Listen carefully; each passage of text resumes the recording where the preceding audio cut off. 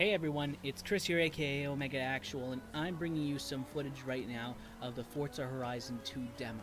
I was just playing this today. Actually, before I was trying to play Destiny, but it turns out that for the past couple days I've been having some sort of network error, and I've tried going through my router. I've tried prioritizing my Xbox's DHCP standing, but it didn't work. I guess everyone's having a whole bunch of problems right now. I'm hoping they fix it right now because there's rumors that there's rollbacks on people's accounts, so I could potentially be losing some parts of my exotic bounty that I'm working on right now. But that's not important. What's important is right now that I decided to put on Forza Horizon 2, the second time I've actually decided to play the demo, because I had a whole bunch of fun with it.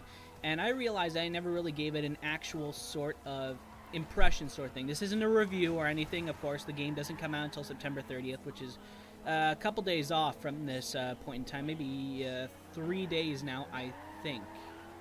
No, 2 days, because tomorrow's the 29th, I think, unless I am incorrect, of course, about that. No, it is the 28th. Okay, I'm right.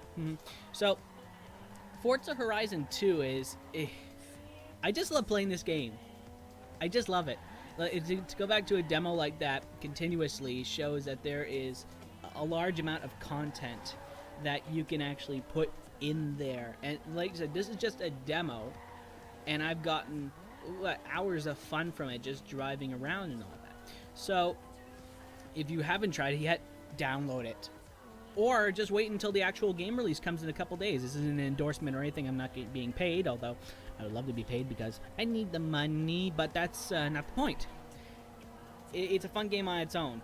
And as you can see right now, even in the demo itself, you get a large amount of space to play around in, to drive around in, and in some cases drive off the road, which I'm about to do right now here, and just basically barrel across... Oh. Well, it's not a clean video, but there it is. And just barrel across some poor Italian farmers' olive fields. Or those grape fields, I don't know, something. I don't know what it is, but they're smeared all over the front of my car.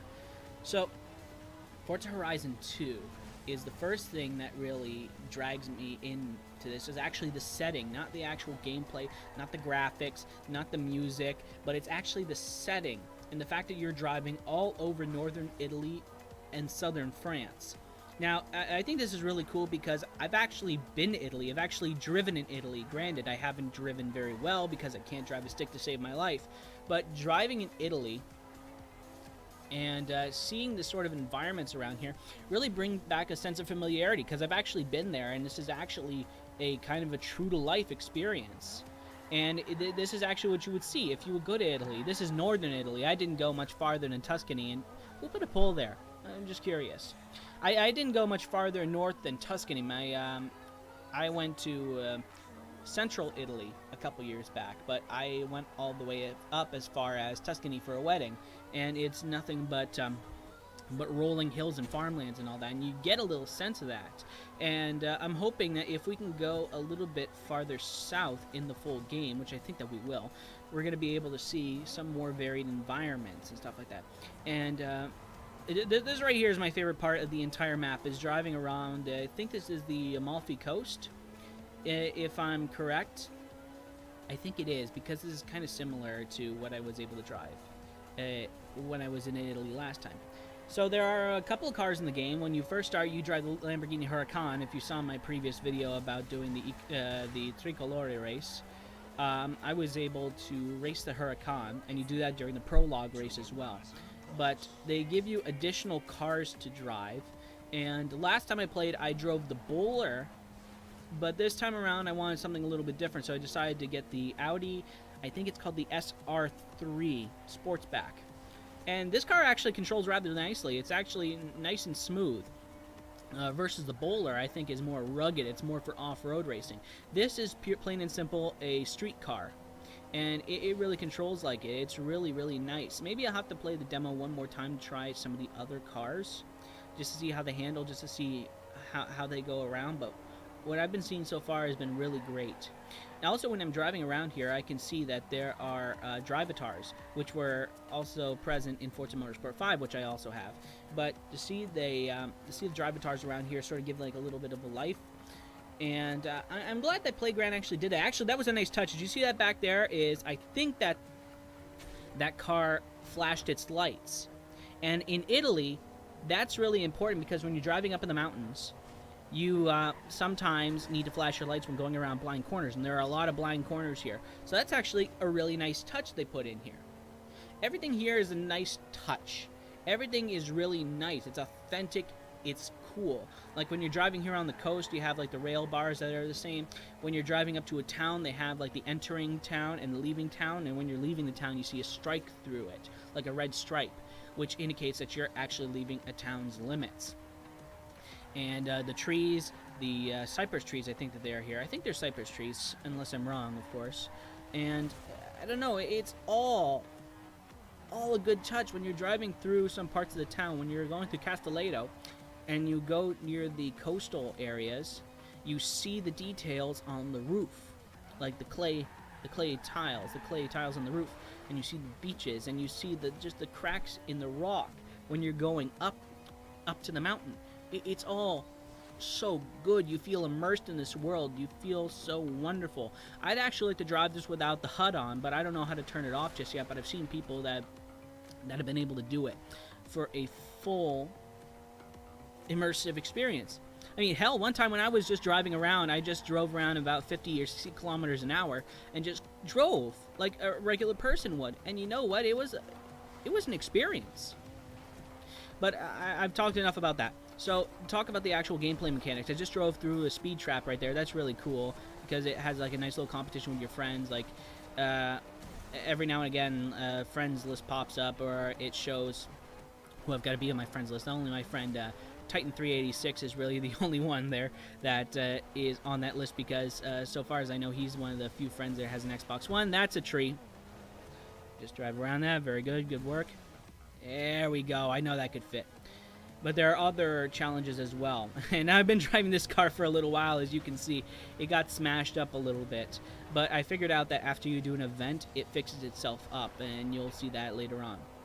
So, speed traps, speed zones, driving around for XP boards, which you can smash to get bonus experience points. And fast travel discount. So it looks like fast travel is going to be a thing in the final game. And it looks like it's going to have some cost to it as well.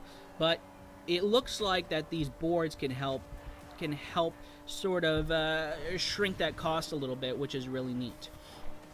Now, coming up is an event that I really enjoyed. It was known as the bucket list, and the bucket list events are sort of like bonus things. They're kind of like barn finds that you can go around and race them. They're just cars. I think that's a Koenigsegg. Is that how you say it? I pronounced it correctly when I was looking at it before. But this is a really, really cool event because it gives you the sort of a sense of what sort of cars await you here. And how fast. Koenigsegg. The Koenigsegg. That's it, like Walter Coin, like Star Trek, yeah. But these events are cool because they give you the sense of how fast you need to go, how fast you're going, and like the potential for you can have this car eventually. Like, this is what's waiting for you. Look at this. I'm a freaking silver bullet. Billy Mays doesn't have anything on this. God rest his soul, by the way. But look at how fast this thing is going. Look at it. You can probably hear the engine roar. I can't hear it, but you can. Just cut right through the field there. It's absolutely nothing. And I'm going here. Absolutely nothing can stop me on this road. It's absolutely amazing. And oh, geez, I think I killed that guy. But look how fast you move. Look at the way that the trees are passing by you. The way that the pavement is just a blur and all that. It's an excellent combination of graphics and the emphasis on speed, so it makes it look almost photorealistic in a way. I'm sure that you can actually mistake several parts of this for like real life driving, and if you look at it just right, I mean, the interiors of the cars are so very well detailed, and the sounds are actually really, really, really good. And the fact that whatever people you see around here, they're actually real three-dimensional animated people and not the cardboard cutouts that were in Forza Motorsport 5. So far as I know, though, they're really only around the Forza Festival, but I think they should be in other areas too, like during events. I'm sure if you stop to look at those, and it would show you the actual animated people. So as you can see here, the Audi here is now fully repaired, and I'm just driving around. I'm just enjoying this whole experience. There's an online part of it. I haven't tried it yet because when I tried to log on to it, it just wasn't working so well. And but I hope to try to get in there soon because I want to play around with my friends. I really want to drive around to sort of experience it, and it's just a good game, and it's been getting good reviews so far, like 80s and 90s for sure. This game deserves it, especially since the last game came out. You want to know something? I actually wasn't into the original Forza Horizon because I guess it was the setting, like not the Colorado sort of thing. It's cool driving around and all that. It's just, I don't know, it wasn't much for the whole music festival sort of setting. It's just not my style personally. I know that's kind of a petty reason not to like a game, but it was kind of why I sort of looked past the first game. I didn't think it was a bad game at all. I thought it was a great game. It just didn't seem like my style and all that, and partly because I couldn't stand the music on the radio from the demo.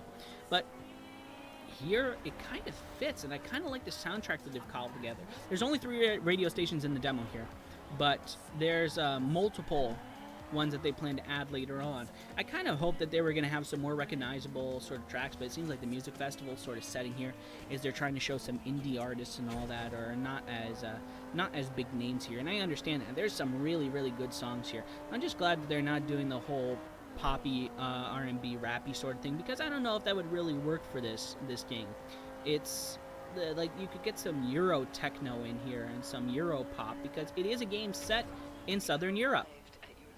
Oh, and there's my friend Titan 386. I think by this point I just figured I just want to just drive around with him. It's just his drive-avatar. It's not actually him, but this is a really cool sort of thing because you get to see where everyone else really is. As far as I know, all the cars, well, the cars are on the road and they sort of morph in and out.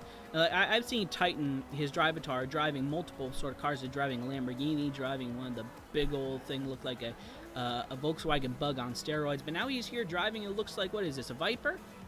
It's a good car, and I just like driving around sort of here, like to get that sort of, like, I don't know, the feeling that you're involved in something like that. And when, of course, when you're in the online mode, you can drive around with your friends just like this in real life. And you got the music playing right now. I think this is a song which is called Wolves and all that. I don't think that there should be any copyright issue with this. And the town coming up here, just you see the light hitting off the rocks. That's what I was talking about. The not the graphics, but the way they present the graphics and the way that it's realistic in the sense that they use actual physics to determine sky, the brightness of the clouds, the density, the haziness in the distance and all that, and the fact you're on the ocean. And the rain effects are really, really, really cool too. So it seems that great that they were able to get 1080p. That's really great. It's I think it would have, I don't know, would I have preferred it if it was 60 frames a second? I think it would have, but 30 frames per second definitely gives us a cinematic feeling, and it showed, and it's great for that. We just drive around a couple of more drive-avatars here. It's really cool to get in like a pack like this. I really want this game. I'm not too sure how I'm feeling about Destiny at this point. I don't know. I'm just saying, nobody lynch me for this, but if I decide to trade in the game and get a little bit of credit back for it, I would really like to pick this game up because I want to see the scale here. I want to see the openness, the fun of this game. This game really seems like fun because there's so much for you to explore, so much for you to go out and see. And yes, there is potential for DLC for more areas and all that, but they really give us a whole lot here, especially since this game has over other games like Drive Club, where you can actually go off the roads. And I can tell you right now that Drive Club really does have an edge when it comes to graphic fidelity. Gameplay-wise, it seems that Forza Horizon 2 really has the upper hand, and I would see myself playing this game a whole lot more than that, simply because there's so much longevity for this, especially if you can make your own races, especially if you can go out there and just do off-road things, go all the way across the country. 2 countries because you're going to France. I think at some point here, I think I pull away from Titan here because I trip a speed trap and all that. And well, we go off there. I don't think I get there yet, but it's I don't know. Oh, there it is, speed zone. So I'm gonna be pulling away from him right now. Bye, Titan. Enjoy your ride, my friend. And I just go off from there. And just to conclude with the demo, I'm extremely satisfied. I'm extremely interested in the game, and except for the Ben character, I don't know. It just seems like he's always there. He's like that little voice in your ear you can't really get away from. And also the static character models, like your player character, just seems so lifeless compared to everything else around here. And I would really like to see like something like blinking involved in your character, and hopefully it's there by the final release. But otherwise, this game is really, really good. It's got the graphics, it's got the sound, it's got the vista, and holy crap, it's got the sunset. Look at that sky. Anyways, I want to thank you guys for watching this video. Hopefully you've enjoyed this little snippet of Forza Horizon 2. Hopefully I can get some multiplayer footage as well, and I will be putting it up there for you guys to enjoy. So, once again, thank you guys for watching. Hope you enjoy it, and as always, I will see you guys in the next video. Enjoy your games, my friends.